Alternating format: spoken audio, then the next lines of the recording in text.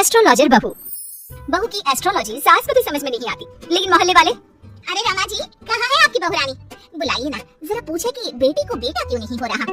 अरे खुद को उसे तो पता नहीं कि बेटा कब होगा, लेकिन आपको बड़ा भरोसा है जी। तभी रिया आ जाती है। अरे शर्मा आंटी, आइए, ये कैसे आना हुआ? अरे वो क्या है ना राधा, मेरी बेटी 3 बेटियों की माँ बन गई है, लेकिन बेटा नहीं हो रहा। फोन आया था उसका, बोल रही थी कि भाभी से पूछिए ना एस्ट्रोलॉजी क्या कहती है। रुकिए, मैं अभी लैपटॉप में देखकर बताती हूँ। लैपटॉप में देखकर भी बेटा पैदा हो जाता है क्या बहू? माँ जी, आप भी ना ग्रह नक्षत्र की चाल देखूंगी, क्या कह रही है राधा के बारे में। हाँ हाँ बेटा, देखना जरा।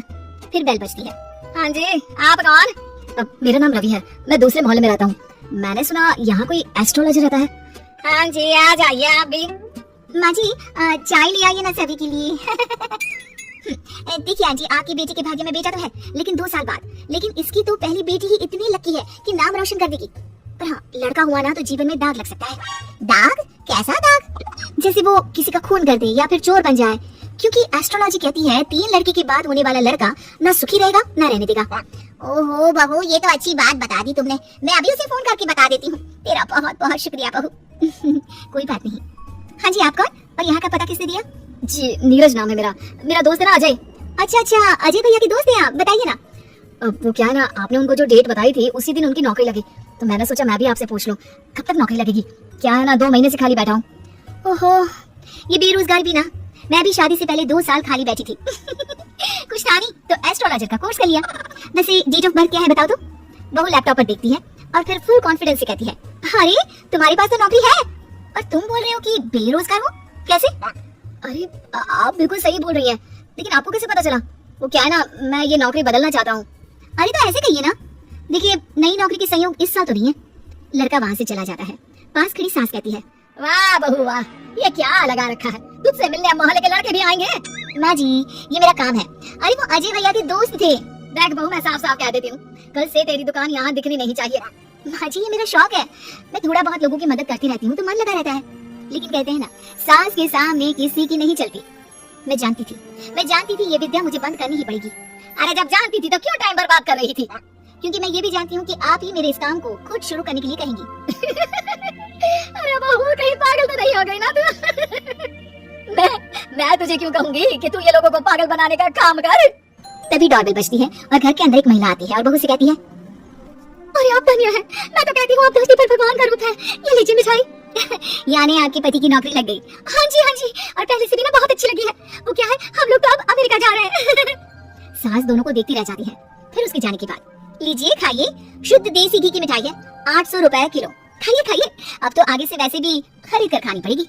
अरे मंजूर है, लेकिन तेरा ये लोगों के बीच बकवास करना मुझे बिल्कुल पसंद नहीं है। क्या पता किस दिन कौन सा पर चढ़ जाए।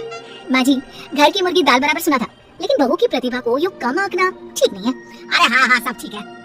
रात को पति घर आता है। अरे रिया, कैसा रहा दिन? आज के दिनों के भूत भविष्य संभालिए। अरे आपको नहीं पता, आपकी माँ ने मना कर दिया है। अरे क्यों मना कर दिया माँ ने? इतना सही तो कर रही थी तुम। वो तो ठीक है, लेकिन तुम्हारी माँ को लगता है कि मैं जो बोलती हूँ वो हवा में उड़ती बात होती है। उन्हें मेरी विद्या पर भरोसा ही नहीं है। तुम बात क्यों नहीं करते? मैं करता हूँ बात, दीदी चली जाए उसके बाद। क्या दीदी आई है? कब? और तुमने मुझे बताया भी नहीं। अरे वो मैं ना भूल गया, माँ को बताया था, सॉरी। खैर, पति का सॉरी सुनना ही तो हर औरत का सपना होता है। तो कहानी में आगे। हाय रे वाह, यहाँ आकर ही सुकून मिलता है, नहीं तो जीवन में कितनी टेंशन है।